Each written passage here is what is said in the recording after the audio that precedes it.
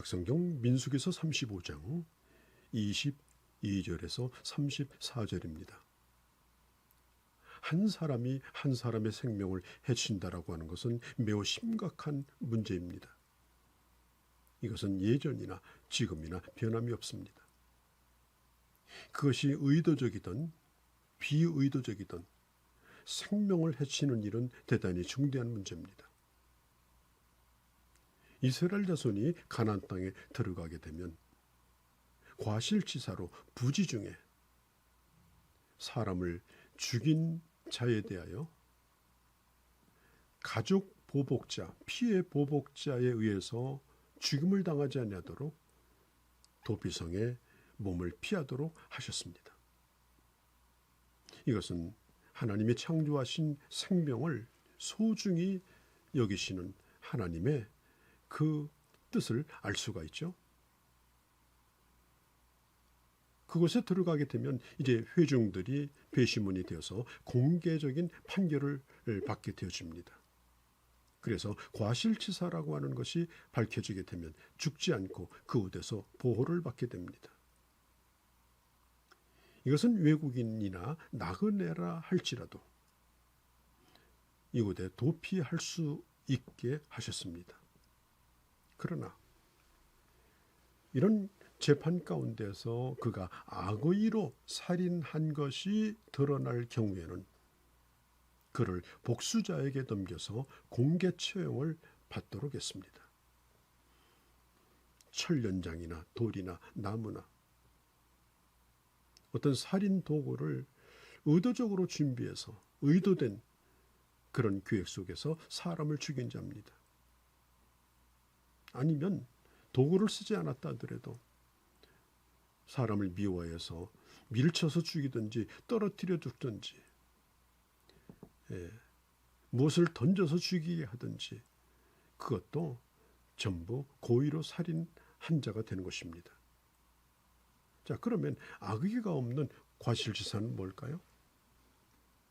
우연히 사람을 밀쳤는데 장난으로 그가 그냥 넘어져서 죽음을 당했다든지 또 돌을 던졌는데 지나가는 사람이 우연히 맞아서 죽었다든지 도끼질을 하는데 그 도끼날이 빠져서 상대방 건너편 집으로 날아가더니 그 건너편 집에 있는 사람에게 그게 찍혀가지고 그 사람이 죽는다든지 자 이렇게 할 때는 이게 과실치사가 됩니다. 일단은 도피성으로 피한 다음에 이 재판 절차를 밟게 되는 것이죠. 그러나 26절 27절에 보면 만일 그 살인자가 그가 피하였던 도피성에서 무단으로 나가게 되면 그가 피해 보복자가 그를 잡아서 죽여도 그것은 무관한 일이라고 성경은 말하고 있습니다. 그래서 비의도적으로 살인을 한 자라 할지라도 가족들과 떨어져 있어야 하고 또 자유의 제한을 받게 됩니다. 하나님께서는 죽은 자의 생명도 소중히 여기고 또 과실치사로 죽을 수도 있는 사람의 생명도 소중히 여기고 가볍게 다루지 않는다는 사실입니다. 자, 오늘날도 마찬가지 아닙니까? 죽은 자의 목숨도 소중합니다. 그러나 과실을 저지르는 사람의 그 목숨도 소중합니다. 자, 제사장이 죽은 후에 그 살인자가 자기 소유의 땅으로 돌아가게 하셨죠. 여기서 제사장의 죽음이라고 하는 것은 오늘날 우리에게 적용을 시켜보면 바로 예수 그리스도의 죽음입니다. 자, 우리가 그리스도에게 피할 때 그리스도께서 우리를 위해서 죽어주신 그 죽음의 공로로 말미암아 죽음의 가치로 말미암아 그리스도 안에 있는 자는 보호를 받습니다. 철저하게 보복을 면할 수가 있습니다. 자, 하나님의 법 앞에서는 누구든지 다 공정해야 합니다. 자, 살인을 저질렀습니다. 그런데 31절, 34절에 있는 것처럼 합의를 본다든지 아니면 벌금을 문다든지 하는 일은 하지 말라고 그랬습니다. 벌금형은 없습니다. 똑같이 그도 사형을 당해야 하는 것이 바로 성경의 원리입니다. 왜냐하면 이 생명이라고 하는 것은 하나님께서만이 주장하시는 하나님의 고유의 영역입니다. 내 스스로가 내 생명을 해치는 것도 이건 심각한 생명 훼손하는 죄가 되고, 또 다른 사람의 생명을 해치는 것도 생명의 주인 되신 거룩한 하나님의 이름을 훼손하는 일이 되기 때문에 그것은 대단히 심각한 일이고, 또 한 생명이 이런 손해를 입게 될 때 그가 속해 있는 공동체, 그의 배우자 혹은 그의 자녀들, 그의 부모들이 겪는 그 고통이라고 하는 것은 이루 말할 길이 없는 것입니다. 그래서 성경은 이 생명의 소중함을 다시 한번 일깨워주는 것이 이게 바로 도피성이요, 바로 오늘날 예수 그리스도 안에서 죄인을 구원하시는 그 하나님의 사랑을 볼 수가 있는 것입니다.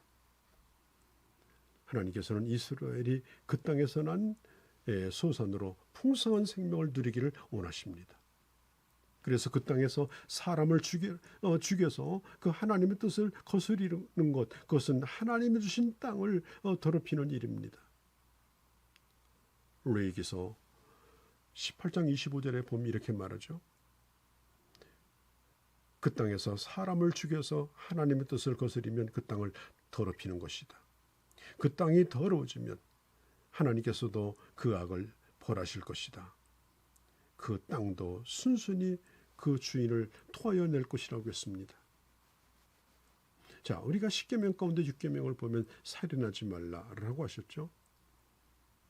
고의적인 살인자는 반드시 죽일 것이요, 동시에 과실치사는 도피성에 두어서 공정한 절차를 밟아서 그 생명을 보호받도록 하라.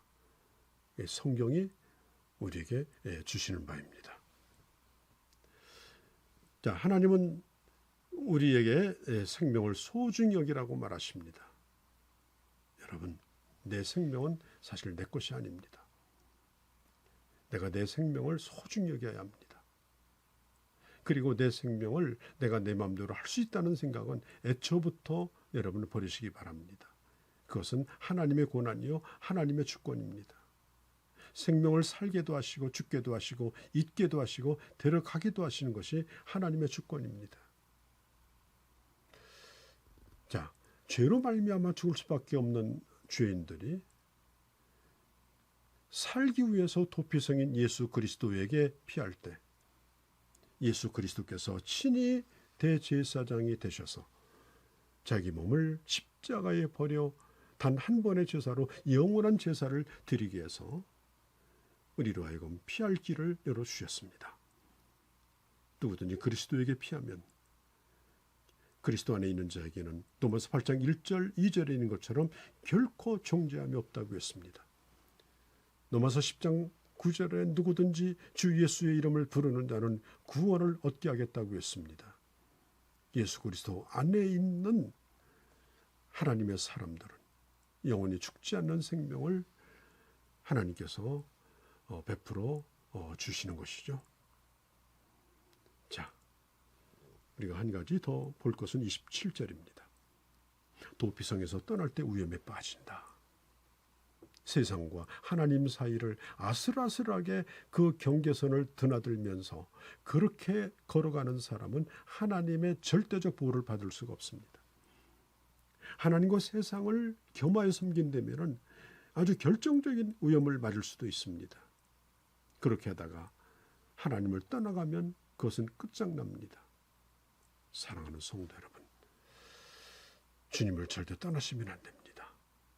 주님 안에 있을 때 주님께서는 내 육신적인 생명뿐 아니라 내 영적인 생명까지 주님께서 책임져 주시고 그리고 우리를 살려 주시는 것입니다.